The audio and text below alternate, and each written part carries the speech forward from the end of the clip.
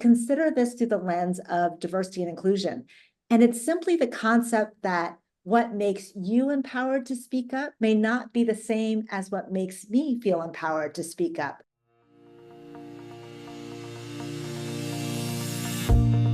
Hello and welcome everyone to Management Minutes with Mika and friends. Today, I am so excited to welcome my friend, colleague, and good government advocate, Elaine Ho. Elaine has worked in executive department, executive branch, having to do with missions in space at the White House with STEM, DEIA, workforce, you name it. And it's a pleasure to welcome her to the show today. Elaine, welcome and thank you for joining us. Thank you so much for having me.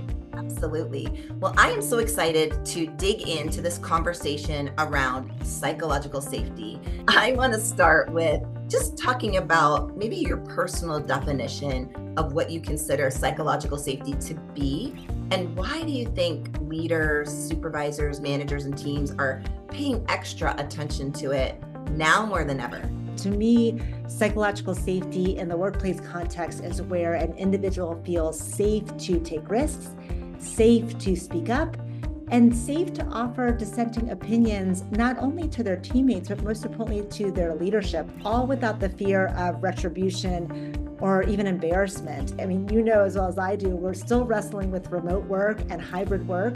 We know that burnout and workload are growing issues, and all the while some of us are wondering, or maybe even experiencing now, the impact of AI on our jobs and careers. So research shows that psychologically safe teams are more creative, they're more innovative, they raise concerns sooner, so you're not having to stumble over them at the end. Research also shows that psychological safety with teams, they're more engaged, they're more motivated because they know that their contributions matter. And we know that it leads to reduced stress, reduced burnout, and reduced turnover. So with all of that, it's no wonder that there is a little bit of clamoring around this understanding of psychological safety and how to actually put it into action. Is there a particular framework that you've used or implemented that works best to make this stick? When I talk about psychological safety, I start by using an analogy of a three-legged stool, if you will, where if one of those stools isn't sturdy, then this seat of psychological safety isn't going to be fully supported. So, and in this three-legged stool, you've got leaders, you've got individuals, and you've got organization. And so leaders know that we are responsible for cultivating that safe space for team members to speak up and take risks and learn from their mistakes.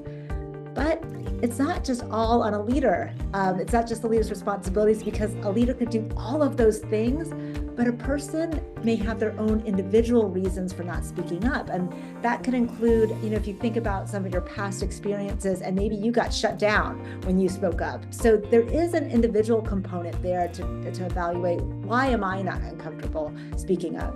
Consider this through the lens of diversity and inclusion. And it's simply the concept that what makes you empowered to speak up may not be the same as what makes me feel empowered to speak up. And the last thing I'll mention is the organization, because it's the organization as a whole that's made up of both people, leaders, policies, practices that shape a culture that really values psychological safety. So this idea of getting to know your teammates at an individual level, especially if you're a manager of teams, to recognize absolutely you manage a diverse team, well beyond the dimensions of race and gender. It's that diversity of experiences and backgrounds and perspectives. And being curious and understanding those different elements of diversity will really allow you to create that environment to really invite someone to speak up, invite someone to give that dissenting opinion, and in the end be psychologically safe in a way that really meets that individual's needs. I am so thrilled that we were able to highlight some of your expertise, your insights, the framework and strategies to start thinking about how we can create psychologically safe spaces across our teams and the workforce. Thank you again. And thanks to all of you for tuning in. We will see you next time on Management Minutes with Mika and friends.